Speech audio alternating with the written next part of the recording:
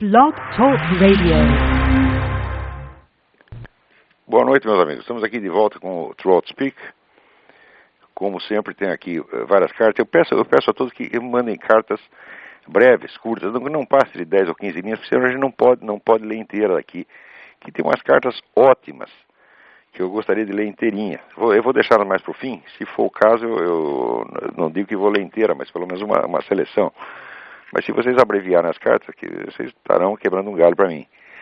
Eu sei que isso é difícil, eu também tenho o mesmo problema, porque coluna de jornal, com exceção do Diário do Comércio, também elas já são, o espaço é pequeno e parece que diminui a cada dia. Quanto mais aumenta o tamanho do jornal, mais diminui o tamanho dos artigos, né? Quer dizer, são jornais feitos só quem não gosta de ler.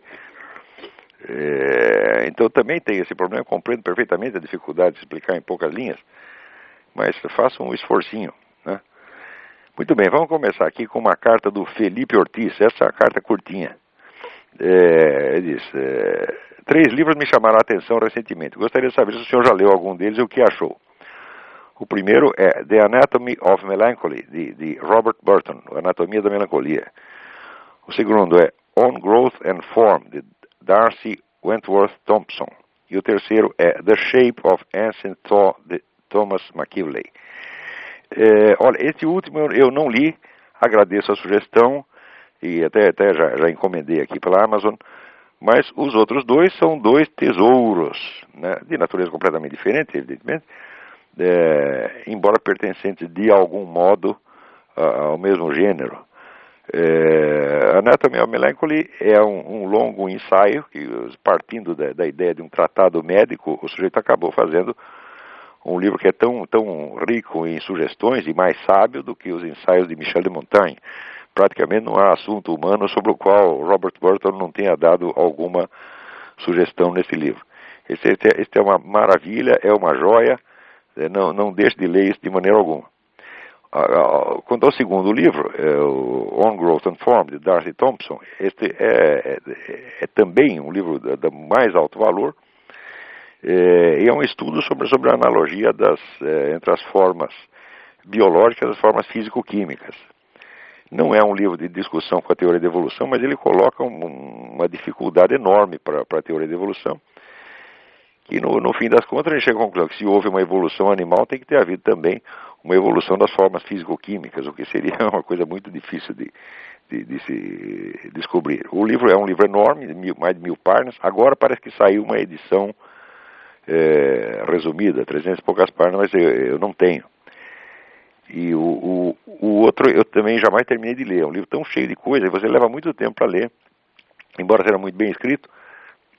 E não é um livro assim para amadores, é um livro para quem tem sólido conhecimento científico em várias áreas. Que eu sou esse Thompson, ele domina 5 ou 6 áreas de conhecimento aí, brincando. Eu nunca terminei de ler esse livro, mas eu percebo claramente a importância dele. Qualquer hora eu vou fazer um exame mais aprofundado e, se for o caso, comentarei alguma coisa. Quanto ao livro The Shape of Ancient Thought, a forma do pensamento antigo, parece ser um livro muito importante, mas eu não o li, acabei de encomendá-lo. Então, agradeço aí ao Felipe Ortiz a sugestão. Muito bem. Aqui tem uma carta do Rafael Baleroni.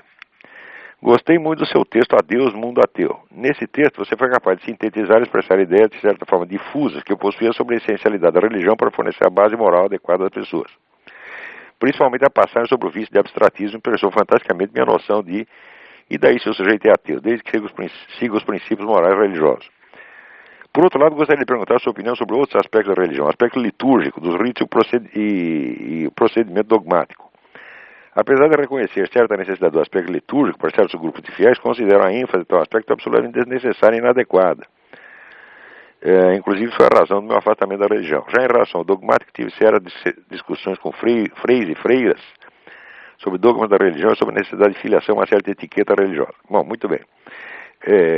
A liturgia e o dogma são coisas completamente diferentes e não tem um jeito de a gente resumir tudo numa resposta só. Quer dizer, a liturgia não é nada mais do que a repetição de certos atos ou palavras fundamentais que expressam os símbolos básicos da religião. Veja, quando as pessoas dizem que são contra a liturgia, você esquece que, por exemplo, na igreja protestante também tem liturgia. Tem a liturgia da palavra. Quer dizer, uma liturgia que não implica nenhum gesto, quer dizer, mas a simples recitação, a simples leitura da Bíblia é litúrgica, porque é a repetição do símbolo. Se você abolir completamente a liturgia, acaba a religião. A liturgia é a própria religião nesse sentido. Né? Quando Cristo, na Santa Ceia, diz, fazer isto em memória de mim, ele está dizendo que é para repetir aquilo exatamente como foi feito. Tá certo? Então, não tem como apagar isso aí. Quer dizer, a liturgia, de certo modo, é a essência da religião. Agora, existe um formalismo maior, um formalismo menor na repetição da liturgia conforme as igrejas. Por exemplo, uma coisa muito interessante é você ver a missa na igreja ortodoxa russa, grega, romena, etc.,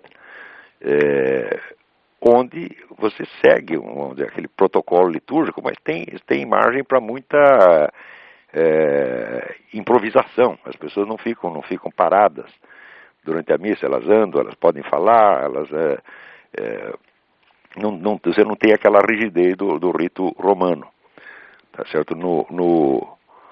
Na igreja romena, eu até assisti lá uma missa em que o padre, no meio da missa, ele acenava para as pessoas que entravam, acenava, sorria para as pessoas que entravam. Então, existe um informalismo maior na igreja ortodoxa. Por outro lado, a igreja protestante reduz a liturgia à leitura do livro sagrado. Tudo isso é possível, e eu não saberia ter uma opinião sobre o que é melhor, o que é pior. Aliás, eu acho que nessas questões de tal envergadura, a opinião pessoal da gente pouco conta. Mas se você levar a palavra liturgia no seu sentido correto, ela é a própria essência da religião. Não tem como aboli-la. Quanto ao aspecto dogmático, o que é o dogma? O dogma é uma transposição verbal, das experiências fundamentais que deram origem àquela religião. Quer dizer, certas experiências, a passagem do Cristo sobre a terra, os milagres que ele operou, a sua morte e ressurreição, etc. Tudo isso formam um conjunto de acontecimentos. Esses acontecimentos é que são, vamos dizer, a essência da religião cristã. E destes acontecimentos se produz então um testemunho. Esse testemunho é passado às gerações seguintes e ele então se torna objeto de fé. A fé não significa necessariamente a crença numa doutrina. A fé é sobretudo a confiança na pessoa. Quando você acredita, por exemplo, os camaradas que acreditam no parto virginal de Maria, não acreditam nisso como uma doutrina, acreditam num depoimento feito pela própria Maria, tá certo? Desde que você não tem motivo algum para duvidar da honestidade ou da sanidade da testemunha, tá certo? A qual deu provas mais que suficientes de santidade. Então, a confiança naquela pessoa é que se torna esse elemento de fé. Mais tarde, é a confiança que as pessoas depositam na própria pessoa de Jesus Cristo. Quando ele pergunta às pessoas, quem sou eu? E o indivíduo responde, você é o Filho de Deus vivo, você é o Logos encarnado, etc. Então significa que eu estou confiando que você é isso, porque você diz que é isso e você age como se fosse. Tá entendendo? Então, note bem que esse tipo de confiança é a base de todo testemunho histórico. Todo testemunho histórico, em última análise, se baseia na confiança que você tem num testemunho humano ou num documento que é apenas uma versão escrita de um testemunho humano. De modo que vamos dizer, a confiabilidade que está implícita na fé religiosa, ela não é maior e não é mais arriscada do que a confiabilidade que você tem em qualquer testemunho histórico. Quando esse pessoal que fala, opõe assim, a fé e razão, fé e ciência, isso é tudo um bando de analfabeto. A pessoa não tem a menor ideia do que estão falando. Né? Quer dizer, tomam fé e razão no sentido definido mais modernamente por Kant. Quer dizer, Kant toma a fé como crença sem, vamos dizer, fundamento objetivo. Quer dizer, uma crença que é livre, você é livre de acreditar ou não acreditar. Não é isso? E muito bem, a liberdade jurídica de crer ou não crer é uma coisa, agora a liberdade científica é outra. Né? Você, para descrer de alguma coisa, você, para colocar em dúvida um testemunho, você tem que ter razões. Precisa ver se você é mais confiável do que a testemunha. Agora, se você acha que o testemunho do Rodrigo Constantino é mais confiável que o da Virgem Maria, você segue dele. Tá certo? Eu acho que é o contrário. Né?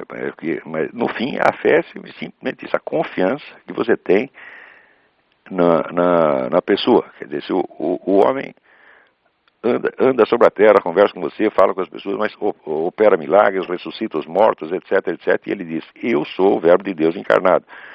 Então, por que você há de desconfiar do homem que fez tudo aquilo? Você não tem razão para isto, tá certo? Então, esta é a confiança, quer dizer, por que eu fiz isto e mais aquilo, você acredita em mim, naquilo mais que eu estou dizendo que posso fazer. Quer dizer, esse não é o mesmo nível de confiabilidade que uma criança tem no pai. Se o pai deixa a criança sozinha em casa, diz, você fica aí que eu já volto. Eu volto em meia hora. Mas se o pai demorar 40 minutos, a criança não vai desconfiar que o pai é traído, vai continuar confiando. Não há irracionalidade nenhuma nisso aí. E dizer que isso aí é uma crença sem fundamento, isso sim é que é sem fundamento. Agora, à medida que o tempo passa, este conteúdo inicial da fé vai sendo, vamos dizer, objeto de discussões. E à medida que tem discussões, é preciso então esclarecer qual é o sentido exato da fé. Quer dizer, nós temos fé nisto e não naquilo, nós acreditamos nisto e não naquilo. Né? Quer dizer, às vezes os próprios, vamos dizer, adversários da religião fazem certas cobranças. E, em função dessas cobranças, foi que se desenvolveu o dogma. Quer dizer, é engraçado que o dogma surge em resposta aos críticos da religião. E em seguida eles reclamam que a religião é dogmática. O dogma não é senão uma tentativa de expor em linguagem racional, organizada, o conteúdo inicial, vamos dizer, da confiança em nosso Senhor Jesus Cristo. Tá certo? É claro que essa transposição doutrinal, ela é problemática em si. Ela é tão problemática que ela já surge de um problema, ela surge da oposição que tem à religião. Se ninguém tivesse reclamado contra a religião católica, não existiria nenhum dogma católico. Durante vários anos e vários séculos, praticamente não havia dogma nenhum. Quer dizer, havia a confiança direta, né, no testemunho dos apóstolos, os quais, por sua vez, tinham confiança no testemunho do próprio Jesus Cristo e da Santa Virgem. Aos poucos é que o conteúdo cognitivo deste ato de confiança foi sendo transposto sob forma doutrinal. Então é importantíssimo entender isso. A religião não é a doutrina. A religião é aquela experiência originária, vamos dizer, dos acontecimentos miraculosos e da confiança que esses atos inspiram naqueles que são ou beneficiados por eles ou que os assistem. Tá certo? Isso é que é a religião. O dogma é uma expressão muito secundária. O dogma não é a religião, ele é uma tradução doutrinal da religião. Tá certo? E, evidente, essa tradução é absolutamente necessária, por quê? Por causa das discussões e por causa das objeções. Porém, em seguida, o próprio fato de você responder às objeções é usado como objeção. Quer dizer, quando o nego diz, a religião é dogmática, eu digo, mas a religião não é dogmática porque quer. Foram vocês que transformaram, que nos obrigaram a expor isto num dogma, e agora estão reclamando, não? Então, agora, é preciso entender que o dogma em si, ele não é a religião, ele é apenas a transposição doutrinal da religião. Então, eu também não vejo como se livrar do dogma assim, a longo prazo. Quer dizer, enquanto a experiência inicial da religião está viva e presente, ninguém vai pensar em fazer aquilo um dogma. Por exemplo, se você confia no seu pai te deixa esperando Meu pai fazia muito isso comigo quando eu era criança. Ele ia viajar de trem, ele me deixava sentado no trem e ia no bar tomar café. E dizia, você fica aí que eu volto. Nunca me passou pela cabeça que ele fosse me largar ali. Né? Mesmo que o trem saísse em movimento, eu sabia que ele estava por ali. Agora, se alguém me disser, você confia no seu pai, prove isso aí. Mas, vamos dizer, o testemunho dele é prova de si mesmo. Quer dizer, o indivíduo tem confiabilidade, a gente confia nele porque ele nunca mentiu, nunca nos fez uma sacanagem, nunca nos abandonou ali, então você confia. Né? Então, não é exigível que haja na religião um nível de confiabilidade maior do que existe na ciência histórica, não faz o menor sentido. Então, se você for transformar numa doutrina a confiança que você tem no seu pai, na sua mulher. Quando você sai, como é que você sabe que a sua mulher não está transando com o vizinho? Tá entendendo? Você, na verdade, não sabe, você apenas confia. Tá certo? E sem esta confiança, a vida da sociedade humana seria impossível. Você lê o livro do Alain Périfitte, A Sociedade de Confiança. A confiança é a base da sociedade humana. Tá certo? Então, não tem o menor sentido você exigir que a religião te dê provas maiores do que você exige, vamos dizer, para a subsistência da própria sociedade. Quer dizer, essa crítica aparentemente racional, ela não tem fundamento racional algum. Ela é uma transposição, vamos dizer, de um tipo de certeza limitado que existe em ciência física, que também é uma certeza inteiramente condicional e provisória. Você está exigindo este tipo de certeza de um outro tipo de conhecimento, que é aquele que fundamenta a sociedade humana. Quer dizer, se fosse preciso provar tudo, a sociedade humana seria impossível. Então, esse nível de confiabilidade é suficiente não só para a sociedade, para a história, mas também para a religião. Quer dizer, esses negros ficam falando, existe a fé é irracional e nós estamos do lado da razão. Eles provam que, primeiro, não sabem o que é razão, são completamente irracionais, confundem a prova científica com a confiabilidade socialmente necessária, né, e exigem que uma coisa seja outra, e não percebem que estão exigindo uma coisa inteiramente absurda e infantil, na verdade. Bom, espero que com isso tenha respondido a pergunta do Rafael Balerone. Muito bem, agora aqui, Cláudio Miranda, de Petrópolis. Pergunta, faz algum tempo quero lhe escrever. Primeiro, para lhe agradecer por todo esse trabalho que você vem fazendo e esclarecer os que ainda podem ser esclarecidos. Também para colocar questões e ideias. Para começar, gostaria de saber como você responde a uma crítica que a esquerda, principalmente a cristã, entre aspas, costuma fazer ao capitalismo, de que ele, para funcionar bem, precisaria que as pessoas sejam gananciosas, egoístas, competitivas, consumistas, sem compaixão, ou pelo menos compaixão com os menos desfavorecidos. Bom, se o capitalismo fosse assim, não duraria um único dia. Por quê? Porque a base do capitalismo é a confiança que as pessoas têm umas nas outras. Tá certo? E por que você vai confiar num sujeito, tá certo, que você sabe que é mal, ganancioso, consumista e sem compaixão? Como é que você vai confiar num nego desse? Se a pessoa não der sinais de ser um bom cidadão, uma pessoa de boa conduta e de bons sentimentos, você não vai confiar nela, porra. Quer dizer, essa objeção é idiota em toda a linha. Quer dizer, são pessoas que inventam um capitalismo na cabeça deles, inventam um modelo de capitalismo, tá certo? E não se perguntam se aquilo poderia funcionar. Quer dizer, esse capitalismo, veja, são pessoas que raciocinam, eu sempre digo isso, o brasileiro sobretudo tem muita maneira de raciocinar assim.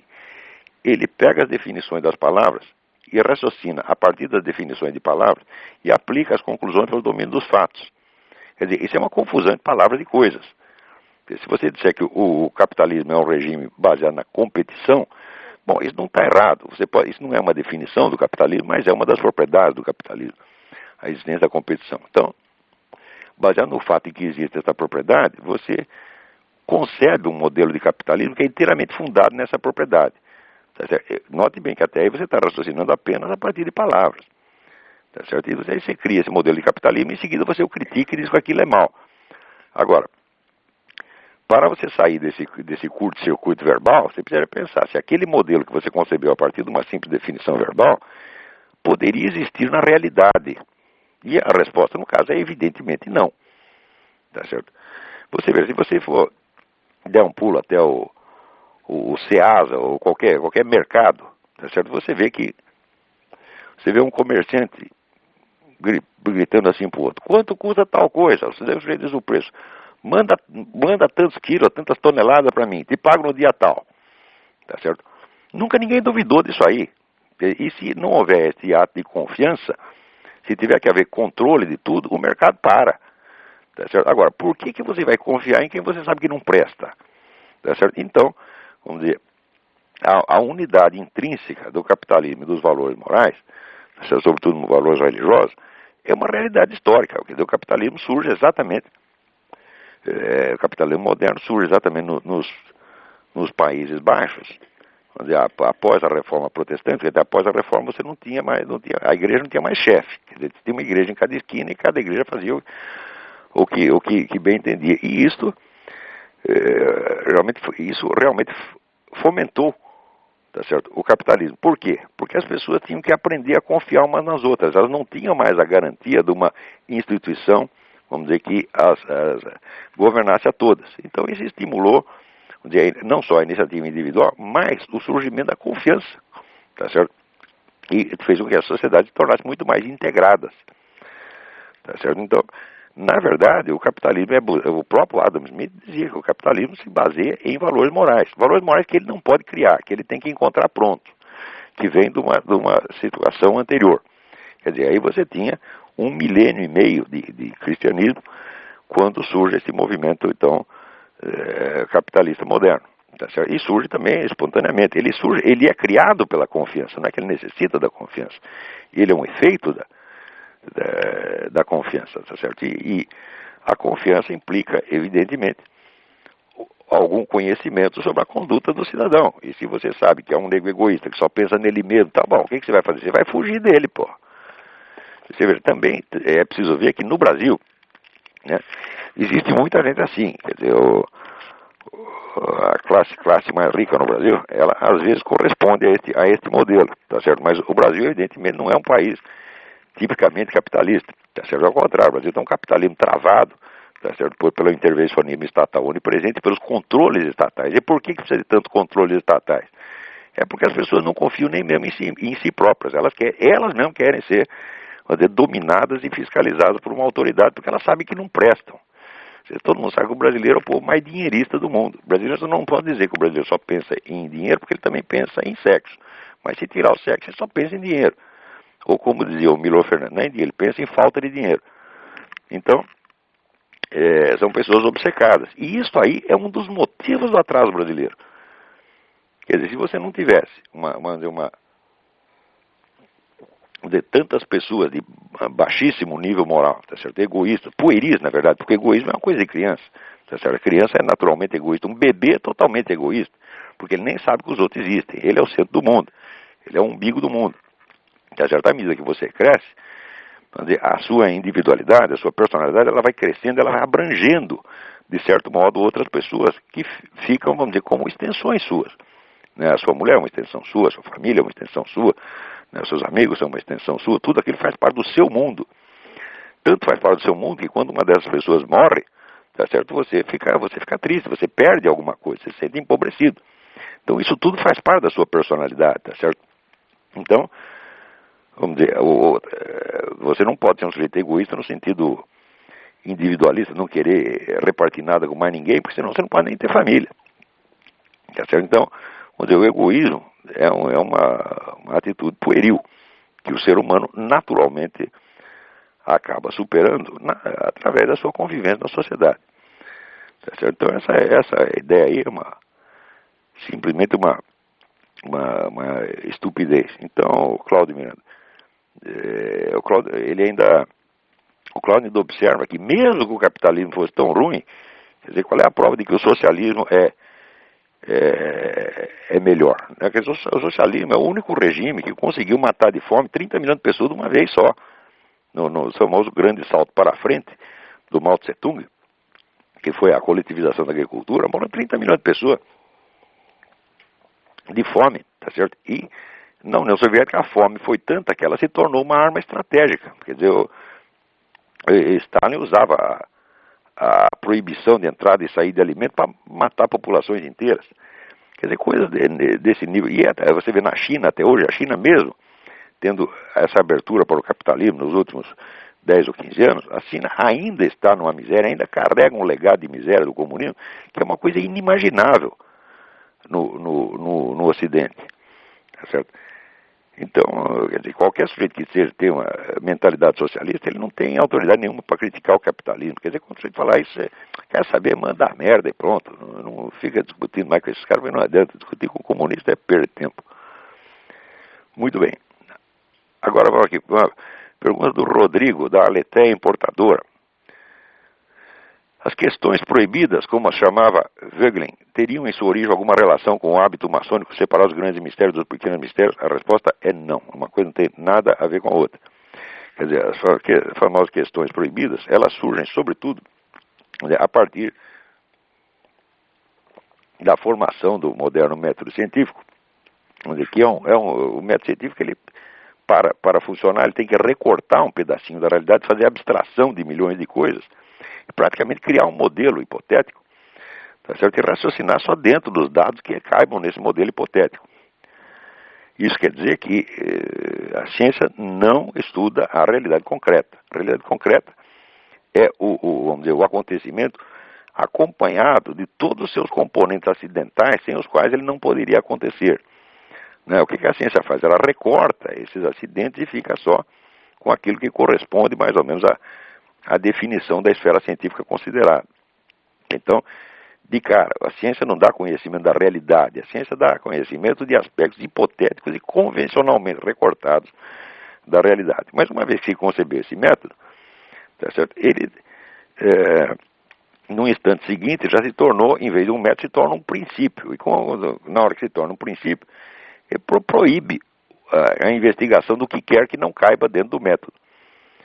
Quer dizer, é uma forma de império da burrice. Né? Quer dizer, a ciência moderna veio junto com uma burrice absolutamente formidável. Um dos porta-vozes notáveis desse dogma da burrice foi Kant. Com aquele negócio de que, não, nós só conhecemos os fenômenos, não podemos conhecer as coisas em si, etc, etc. Quando isso é uma bobagem. Quer dizer, você acha que agora eu estou falando num fenômeno de telefone ou num telefone? Estou num fenômeno de computador ou num computador? Eu estou aqui sentado num fenômeno de mesa, sentado num fenômeno de cadeira, né? Com um fenômeno de mesa cheio de fenômeno de papel dentro de mim, eu estou com essas coisas dentro de mim. Essa ideia da coisa em si é estupidez. Eu sempre achei que Kant, vocês vão estranhar, mas Kant era burro. Era burro. Eu sei tudo que eu estudo dos textos dele, eu estudei muito Kant. No começo fiquei muito impressionado com aquilo, porque era difícil. A hora que eu entendi o negócio, eu vi que praticamente não havia nada ali para entender. Que aquilo era uma série de pegadinhas, vamos dizer, sem grande proveito, tá certo? Mas Kant ficou então como uma espécie de guardião do portal que não deixa as pessoas irem além do mundo dos fenômenos ou das aparências. Né? Então é daí que surgem as tais das questões proibidas. Quer dizer, tudo aquilo que vai além dos fenômenos, tal como ele entende Kant, é proibido de você investigar. Isso aí, esse Kant passa esse legado para o positivismo, tá certo? E essa mentalidade positivista, nesse sentido, ela está espalhada até hoje, até entre os seus inimigos, seus irmãos inimigos. O pessoal liberal odeia o positivismo, mas, em geral, na sua concepção do conhecimento, são positivistas no sentido kantiano da coisa. Muito bem, depois prossegue aqui o Rodrigo. Há autores como Thomas Molnar, que consideram o neoplatonismo como a fonte perene de erros filosóficos. Também ele cita aqui Irving Babbitt, que identificava o epicurismo e o estoicismo como as duas matrizes geradoras de todas as ideias maléficas no plano moral e político.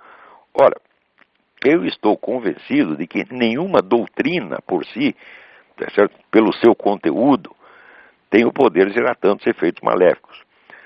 O que gera efeito maléfico não é o conteúdo da doutrina, por mais absurdo que ela seja, é a estrutura interna da doutrina. Porque você, para absorver uma doutrina filosófica, você tem que aprender a pensar como ela, tá certo? Mas na hora que você imita o conteúdo, você absorve o conteúdo das ideias, você está absorvendo a forma, a estrutura, o modo de raciocinar, de perceber, de sentir, de imaginar, etc, etc. Então, uma doutrina filosófica, nesse sentido, funciona como se fosse um programa de computador, independentemente do conteúdo. Mesmo que você não concorde com o conteúdo, só para você absorver o conteúdo, você teve que aprender a se amoldar àquela forma, tá entendendo? Esta forma, ela, exatamente como um programa de computador, ela pode conter contradições internas que paralisam o seu pensamento e paralisam a sua percepção de uma série de realidades. Exatamente como um vírus de computador. Então, existem teorias inteiras que são vírus de computador, tá entendendo? Então, como você vê, agora quando o Richard Dawkins inventa a teoria dos memes, que diz que as ideias se propagam como vírus de computador, tá, é claro que isso se aplica, por exemplo, essa ideia do Richard Dawkins, ela é um vírus de computador, tá certo? Ela se propaga automaticamente e imbeciliza milhões de pessoas. Quer dizer, se as ideias se propagassem, se todas as ideias se propagassem como vírus de computador, nenhum computador humano funcionaria, nós já estaríamos paralisados há muito tempo, e nós não temos a possibilidade de trocar o nosso HD. Tá certo? Então, a teoria dele, de certo modo, ela já contém em si mesmo seu próprio desmentido. Porque se ela própria é um vírus de computador, então o máximo que ela pode fazer é estragar o nosso HD. Agora, quando diz que as teorias são vírus de computador, bom, ele que fale por si. A sua teoria é um vírus de computador.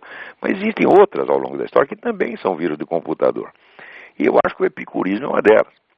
Eu chamo de vírus de computador uma teoria, quando é que é aplicada até suas últimas consequências, leva a contradições intoleráveis e se come a si mesma, de algum modo. Só que para você chegar até essa contradição final, seguindo o fio da meada, pode levar muito tempo, tá certo? Então, essas contradições profundas, que não são as contradições de aparência, não é o conteúdo da doutrina, é a forma lógica interna dela. Essas contradições, elas podem ser passadas de geração em geração, e se propagar imbecilizando milhões de pessoas.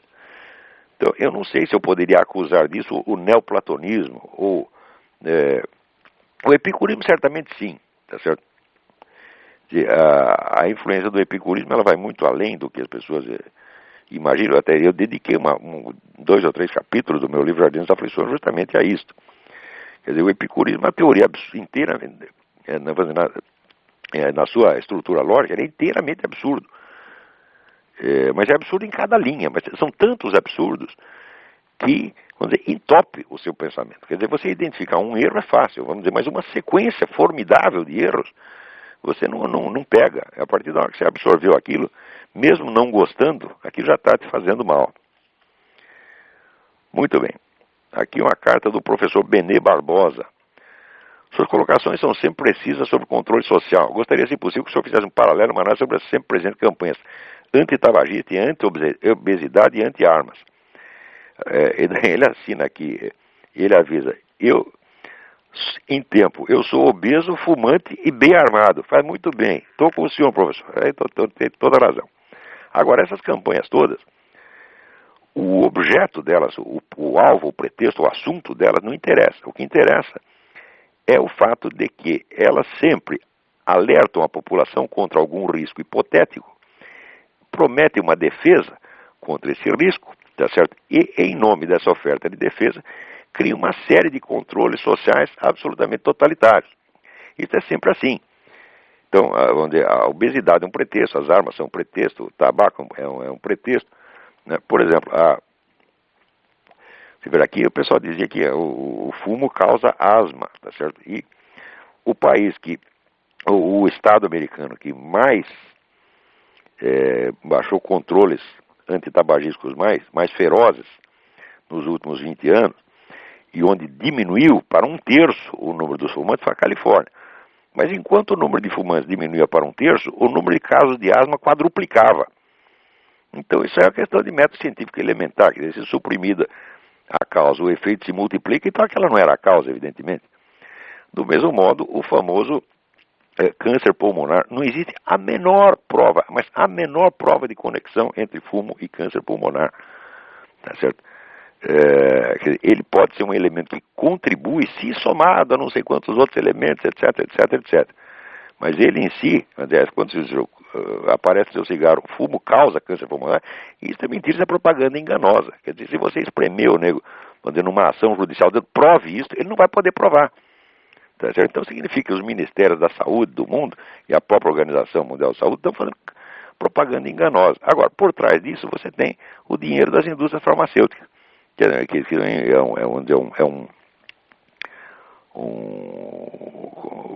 um ramo de atividade onde infinitamente mais rico e poderoso do que essas coitadas fábricas de cigarro, tá certo? E que exercem uma função controladora no mundo, que são os donos da saúde. Aqui, por exemplo, aqui nos Estados Unidos, o que a indústria farmacêutica não gosta, a DEA, que é a Drug Enforcement Administration, proíbe. A DEA proíbe uma série de medicamentos bons e libera uma série de medicamentos letais. Tá certo? Isso acontece. Porque esses negócios, essas pastilhinhas para deixar de fumar, tem várias delas que matam as pessoas. Tá certo? Não é matam ao longo de 40 anos. Porque, por exemplo, eu fumo há 45 anos, 3 maços de cigarro por dia, tá certo? Então, quando você chega aos 60 anos, bom, você vai ter um pouco de pigarro, evidentemente, isso aí não tem como escapar. A grande porcaria é isso aí. Agora, 45 anos, 3 maços de cigarro por dia, para você ter um pouco de pigarro depois de todo esse tempo. Agora, essas pastilhinhas não, você toma 3 meses depois, você está morto, pô. Eu não lembro o nome das marcas que fizeram isso, mas se for preciso, algum dia eu forneço isso. Então, todas essas campanhas são puro controle social, tá certo? Note bem, mas não é controle social esporádico. O que existe atualmente em implantação no mundo é uma concepção global de civilização, no qual uma elite internacional prescreverá condutas para toda a humanidade. E condutas que saem da cabeça deles, porque eles acham que são mais do que gênios, eles acham que são profetas, tá certo? Que têm na cabeça a solução de todos os males humanos e que todo mundo tem que viver do jeito deles. Quer dizer, as pessoas que reclamam, por exemplo, que a religião controla a vida das pessoas, você não sabe o que é controle, rapaz. Não tem a menor ideia do que é controle. Controle você vai ver agora. Agora você vai ver o que é bom para tosse. Né? Então, eles têm o poder, vamos dizer, de proibir uma coisa e tornar outra obrigatória. Como, por exemplo, eu tenho uma carta que eu nem lembro de quem é, que, tá aqui, tem o carta do Júlio Severo. A carta é muito longa, né? Não dá para ler a carta aqui, mas é muito interessante. Eu estou até capaz de colocar. Isso aqui tem que sair no Mídia Sem Máscara. Alertando sobre esta lei que proíbe manifestações de homofobia. Tá certo? Quer dizer, o que é homofobia? Quer dizer, você não... Note bem, se você define o homossexualismo como uma opção por um determinado tipo de prazer, ele reconhece o direito àquele prazer, tá certo? O direito ao prazer é coextensivo ao direito à repugnância. Né? Isso quer dizer, por exemplo, você tem o direito de comer abóbora. Eu não posso nem ver abóbora, né? Então eu tenho repugnância para abóbora, e o outro gosta, tá certo? Então, se existe o direito ao prazer, existe o direito à repugnância. Existem pessoas que não por ser neuróticas, mas por natureza delas, elas têm uma repulsa física, por exemplo, de se aproximar de alguém do mesmo sexo. Por exemplo, se vocês lerem as memórias do nosso grande escritor, Graciliano Ramos, tá certo? Ele, quando ficou na cadeia, tá certo? O maior horror que ele tinha era da aproximação dos homossexuais. Ele chegava a ficar sem comer porque tinha um cozinheiro gay ali, né, todo efeminado, e o Graciliano ficava, ele tinha repugnância física disso, é uma coisa que ele não podia controlar. Se o homossexual não pode controlar o seu desejo homossexual, por que o outro vai ter que controlar a sua repugnância? Quer dizer, a coisa em si é absurda. Agora, o pior desta lei é que é o seguinte, se ela proíbe manifestações de homofobia, quer dizer, de repulsa à homossexualidade, mesmo que, vamos dizer, usar a expressão da afetividade homoerótica se dê dentro de um templo religioso, tá certo? Ou em qualquer outro lugar público. Isso quer dizer que pode entrar dois viados numa igreja, ficar lá se amassando, tá certo? E o padre que mandar eles parar vai para cadeia. Isso é gravíssimo. Claro que isso aí não é uma lei feita para beneficiar os homossexuais. Note que eu seria a última pessoa a aceitar qualquer perseguição que fosse a sujeito por causa da sua conduta sexual. Para mim, a ideia em si já é repugnante, né? Eu não tenho nada a ver com a vida de ninguém, não sou autoridade nenhuma para mandar as pessoas fazerem assim um assado, tá certo? Nunca suportei na minha vida gente falando mal dos outros por causa de conduta sexual, não aguento isso, tá certo? Mas aqui não se trata de proteção ao homossexualismo. Por que não se trata do homossexualismo? Proteção. Porque, pense bem, quantos homossexuais no mundo sentem a necessidade urgente de trocar carícias dentro de uma igreja? Você vê que isso aí é uma fantasia sexual muito rara, né? Todo mundo prefere na cama, na boate, na rua, né? Na praia. Por que tem que ser dentro da igreja? Agora, se for dentro da igreja, né, ninguém vai poder reclamar. Então, quer dizer, para proteger o direito que suposto direito que homossexuais teriam de expressar os seus desejos dentro de um recinto específico, que é a igreja, então você cria uma lei que proíbe a igreja de exercer um direito elementar. Quer dizer, que é o direito de exigir que no seu templo, que é um lugar de culto, as pessoas se comportem de acordo com o culto. Ora, por exemplo, se você é membro de um clube de futebol de botão, tá certo? Que direito tem você de chegar lá e usar as mesas para jogar bilhar, tá certo? E atrapalhando os negros que querem jogar futebol de botão. Quer dizer, se você está no clube de futebol de botão, é para se comportar como um jogador de futebol de botão. Agora, se você é membro de uma igreja católica, ou protestante, ou de uma sinagoga, você está lá para se comportar de acordo com a regra do catolicismo, do protestantismo ou do judaísmo, é a coisa mais óbvia. Esse direito será eliminado. Então, isso não tem, na verdade, nada a ver com o homossexualismo. Isso é um ato de genocídio cultural. Isso significa destruir uma comunidade a partir da destruição da sua cultura. E note bem, as pessoas que ficarem discutindo homossexualismo diante disso estão perdendo o seu tempo. Estão caindo numa armadilha. Porque o que está em jogo não é o homossexualismo. O homossexualismo não tem nada a ver com a história. Tá certo? O que tem que ver é com a destruição da comunidade cristã, judaica, etc., etc., através da guerra cultural. E isso já está mais do que provado pela história. Quando você começa com a destruição cultural da comunidade, daqui a pouco começa a destruição física. Na verdade, a destruição física de cristão, e em menor escala de judeu, já começou. Você tá entendendo? Quer dizer, no mundo islâmico comunista, eles matam cristão pra caramba. Tá certo? E na Europa, o esporte da moda é bater em judeus. Tá entendendo? Então, os judeus, como são sempre minoria, né? Onde você tem lá, sei lá, tem 1000 caras da outra comunidade, tem 3, 4 judeus, ele acaba sempre se ferrando. Né? Então, isto aqui é guerra cultural, isso é genocídio cultural. Veja, acabar com o homossexualismo nós não vamos, ele existe desde que o mundo é mundo, ele existe também no reino animal. Eu já vi filme lá, o gurilão comendo o gorilinha desesperado, né? Quer dizer, o sujeito mal acabou de nascer, já tem aí um gorila em cima dele. Isso eu vi no filme, né? E não é gorila cativeiro, não, é pegar ele na selva. Então, se tem até no reino animal, é que nós vamos acabar. Agora, não vamos conseguir acabar. Mas acabar com este movimento, nós temos que acabar. Porque este movimento não é para a defesa dos homossexuais, isso é para a destruição das comunidades religiosas. Tá certo? E para o aumento do poder da elite governante mundial autonomiada. Porque alguém aí votou em alguém para presidente do mundo? Não. Mas os caras já se autonomearam presidente do mundo. Quer dizer, a ONU já tem resolução dizendo que no prazo tal de 10 anos tem que virar um governo mundial. Então, ninguém elegeu essas pessoas. As pessoas foram constituídas pelos governos das nações, tá certo, como representantes dos governos das nações, e agora estão destruindo o governo das nações e criando outro governo no lugar deles. Isso aí, nós temos que lutar contra isso aí, por todos os meios possíveis e imagináveis. Vamos ver se tem alguém na linha aí. Olha, aqui tem, só para avisar, aqui tem uma carta do Marcelo Bernardes Fernandes, com Z no Bernardes e Z no Fernandes, portanto é em espanhol. A sua carta é muito interessante e eu pretendo lê-la inteira, mas não vai dar para fazer mais isso nesse programa, então eu vou ficar para o próximo. Vamos ver se tem alguém na linha aí. Oi, Olavo. Oi, quem é? Aqui é Alexandre Fraguglia, aqui de Liverpool, na Inglaterra. Tudo bem? Tudo bem.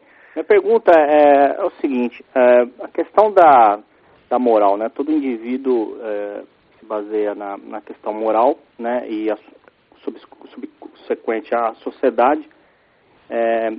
Como é que você vê a democracia atual hoje em dia, principalmente nos Estados Unidos e aqui na Europa, já que se permite um monte de coisas como pornografia, o uso de drogas, e a própria manipulação das leis, né, pelo poder jurídico. Veja, o problema não é a permissão, tá certo? O problema é a repressão do contrário, como exatamente no caso do homossexualismo, tá certo? Uma coisa é você deixar de perseguir a conduta homossexual, uma coisa é permiti-la. A outra coisa é você botar na cadeia quem é contra ela. São duas coisas completamente diferentes. E eu acho que a simples permissão, até a permissividade, ela por si não destrói a democracia. Ao contrário, porque a maioria do povo sempre vai seguir, vamos dizer, a moral tradicional. Quer dizer, existe um certo padrão de normalidade que ele continua sempre em vigência, desde que as entidades religiosas, entidades conservadoras, tenham os meios de continuar repassando a sua tradição de geração em geração. Então a maioria nunca vai aderir à maluquice, tá certo? E os direitos da minoria, acho que nós temos que assegurá-los sempre. Eu acho que qualquer minoria, por mais maluca que seja, a gente tem que assegurar o direito dela. Agora, o que não pode é você proibir as pessoas de ser contra aquilo. Tá certo? E esta que é a nuance que os caras estão introduzindo agora. Né? Então, quer dizer, não é que eles estão liberando a conduta homossexual, ela, na verdade, sempre foi liberada. Essa ideia de que homossexuais são perseguidos. Eu acabei de ler um livro aqui sobre sobre o homossexualismo em Nova York nos anos 20.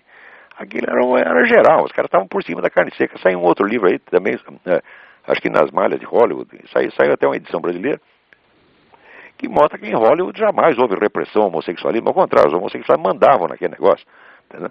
Então eu acho que todo grupo, por diferente que seja, tá, ele tem que ter lá o seu espaço reservado. Tá certo? O que não pode é permitir que esses grupos sejam usados como instrumentos para o crescimento de um controle social contra a maioria. Isso aí realmente não pode. Tá certo? Isso aí ameaça destruir a democracia, mas muito rapidamente.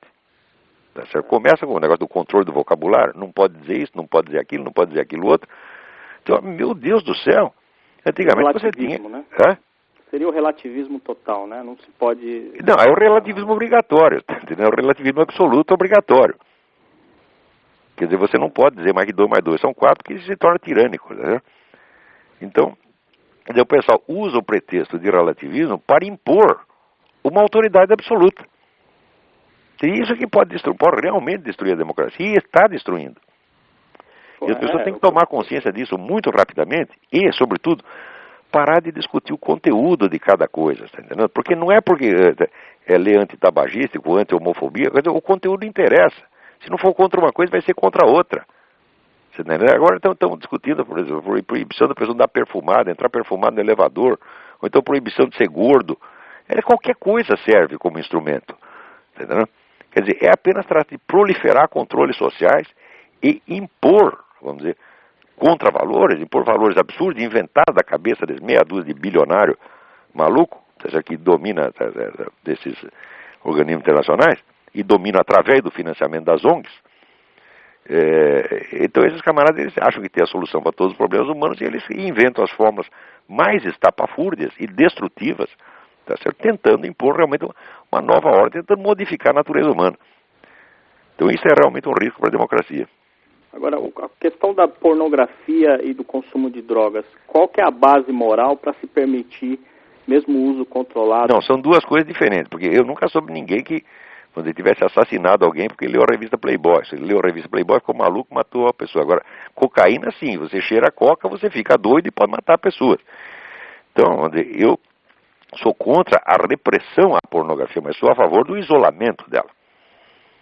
Quer dizer, você não pode expor isso para todo mundo, isso é para um público muito específico, quem quer aquilo tem direito àquilo, mas você não pode tornar a pornografia obrigatória.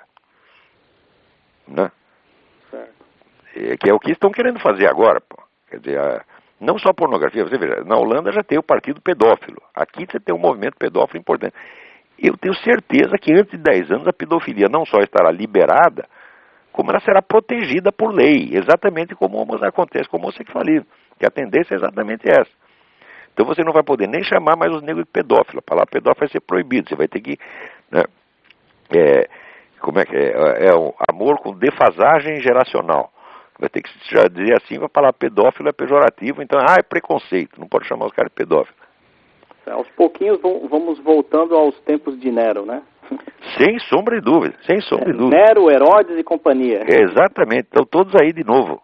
Né? Pois é. Aí, olha, esse governador da Bahia, né, esse folião maluco, tá certo? Esse sujeito é a reencarnação do Nero. Né? Ele é capaz, sei lá, agora, depois dessa bagunça toda que ele fez lá, né, empurrando a mulher para dar um beijo lésbico na mulher do ministro, na frente de todo mundo, né? Então agora só falta mesmo tocar fogo na cidade para se divertir, pô, né? Porque esse sujeito é louco, eu não tenho a menor dúvida. Esse Jacques Wagner é um bêbado e louco, tá certo? Eu acho que ele não tem a menor ideia do que ele faz, não. Bom, então vamos ver se tem outra pessoa na fila aí. Ok, abraço. Um abração, tudo de bom. Até mais, tchau. Alô? Alô? Não, no momento não tem ninguém na fila. Mas enquanto isso, vou tentar responder a cartinha aqui do Luiz Valério, que pergunta qual seria a prioridade, no estudo das obras do Mário Ferreira dos Santos, qual seria a prioridade, a ordem de leitura? Tá certo? Ora, o próprio Mário já resolveu isso de alguma maneira, né, porque ele dividiu, denominou a grande obra dele, a Enciclopédia das Ciências Filosóficas, que tinha 56 volumes. E ele dividiu essa em 3 séries. Então, a primeira série introdutória, que começa com filosofia e cosmovisão e termina com a filosofia concreta. Depois, uma série intermediária que trata de vários problemas e temas separados, tá certo? Mais ou menos a esmo, só para ilustrar o que ele expôs nos primeiros 10 volumes. E depois a série final, que ele chama de Mateses Megiste, quer dizer, o grande ensinamento, tá certo? Onde ele cria vamos dizer, o sistema, um novo sistema das categorias, que funcionaria, segundo ele, como uma metalinguagem de todas as ciências. Então, a ordem de leitura é exatamente essa: ler primeiro os 10 volumes da série introdutória, que começa com filosofia e cosmovisão, depois vem lógica e dialética, etc. A numeração é dada nas próprias obras dele. Tá certo? Então, ler por esta ordem. Tá certo? Filosofia e Cosmovisão não é um grande livro, eu acho um livro muito mal organizado. Mas no final tem 40 páginas essenciais, onde ele dá elementos muito importantes do pensamento dele. Tá certo? Lógica e Dialética é um livro mais introdutório também, mas ele começa a fazer um livro elementar e de repente ele coloca as suas teorias mais ousadas. Tá certo? Então também não é um livro muito organizado. Mas os volumes seguintes, sobretudo Filosofia da Crise, que acho que é o volume 8 da série, é um livro muito bem escrito. Com o Mário, muita coisa que ele escreveu não foi escrita, foi ditada. E gravado em aula e transcrito. Então tem uma certa bagunça. Mas de qualquer modo, seguir a ordem de exposição dele é a sugestão. Disso aqui, o Luiz Valério avisa que a dica que eu tinha dado, dialética do conhecimento do André Marx, não é dialética do conhecimento. Dialética do conhecimento é dialética da afirmação. Tem toda a razão, já estou ficando velho gaga. É dialética da afirmação que se chama o livro. Tá certo? Depois vem o outro que chama O Ser e o Espírito. Tá certo? Então, é desse mesmo livro que eu estava falando. Vamos lá. Muito bem. Eu acho que o nosso tempo acabou. Acabou mesmo. Vamos ler só mais uma rapidinha. Aqui, Daniel P. Suas críticas ao desconstrucionismo me chamaram muita atenção. Estudo comunicação social na PUC Minas e é impressionante como essa coisa do desconstrucionismo é introjetada na nossa mente. Começa desde os primeiros dias de aula, citações clássicas de Nietzsche. Ao longo do curso vem Kant, Deleuze, Guattari e toda a galerinha nessa linha. Então ele me pede algumas sugestões de livros que serão críticos dessa corrente. Existem 2 livros muito importantes para isso aí, Daniel. Um chama-se At War with the Words, Em Guerra com a Palavra. O nome do autor é R.V. Young, Y-O-U-N-G. Não deixe de procurar esse livro, At War with the Words. E o outro é Against Deconstruction, escrito por John Ellis, E-L-L-I-S. Olha, eu acho que esses 2 livros bastam para resolver o problema, porque esse negócio de desconstrucionismo é tão absurdo que a pessoa só adere a ele por vontade, por um ato de vontade. Tá certo? Na verdade, as pessoas os aderentes dessa escola estão pouco se lixando se aquilo é verdade ou não. Porque pela própria teoria deles não existe verdade nenhuma, existe somente a vontade de poder. Então o que eles escrevem não é para provar nada, não é para dizer verdade nenhuma, é apenas para impor uma linguagem do jeito que eles a entendem. Quer dizer, é um ato de imposição tirânica, totalitária, disfarçada em ciência. Tá certo? De certo modo, este modo de pensar é o modelo dessa nova ordem mundial, é o modelo dessa imposição de comportamento que nós estamos vendo em todos os setores da vida social, dia a dia. Então, isso aí, toda esta nova ordem, vamos dizer, que vai se impondo mais ou menos no modelo aí do Admirar o Mundo Novo, tudo isso tem um modelo, tá certo, mental nessas escolas de pensamento, sobretudo Heidegger, Deleuze, essa gente toda. Esses são os pais do mundo que está se formando diante de nós. Mais uma cartinha aqui. Jaime Kopstein Primo. Há pouco me inteirei da polêmica que se estabeleceu entre você e um articulista do site do Diego Casagrande, aqui do Sul, que é o Rodrigo Constantino. Ora, sou um homem simples e me faltam as luzes necessárias para meter meu bedelho na questão. Mas se você me permite abusar do seu tempo escasso, gostaria de to make a point. Esse seu antagonista é vidrado no Karl Popper. E o referido cidadão é o guru do George Soros, através da sua Open Society. Essa gente não é boa companhia para ninguém. Ora, você tem toda a razão, Jaime. Esse Karl Popper tinha um excesso de merda na cabeça, entendeu? O famoso argumento dele contra o historicismo, que está no livro da miséria do historicismo, esse argumento me impressionou muito durante algum tempo, né? Porque ele argumenta assim: qualquer previsão histórica é impossível, porque para saber o que vai acontecer na história, você precisaria saber hoje o que as pessoas vão saber amanhã. Quer dizer, você já precisaria ter os conhecimentos que você ainda não tem. Então, isso aí não é um argumento, isso é uma pegadinha, tá certo? Porque, claro que você não tem hoje os conhecimentos que você terá, tá certo? Mas todos nós somos capazes, vamos dizer, de esboçar as linhas de desenvolvimento possíveis da ciência, tá certo? Com uma certa margem de erro, e na verdade nós não apenas podemos fazer isso, como fazemos o tempo todo, né? Quanto à famosa questão do método popperiano, né, que é aquele método da falseabilidade e tal, né, aquilo, pensando bem, é um nada. Aquilo é um item pequenininho de dentro da dialética de Aristóteles, que ele fez um forrobodó em cima e quis transformar no único método científico aceitável. E o livro dele, A Sociedade Aberta e Seus Inimigos, está, para mim, entre os piores livros do século XX. Que eles fizeram a lista dos 10 piores.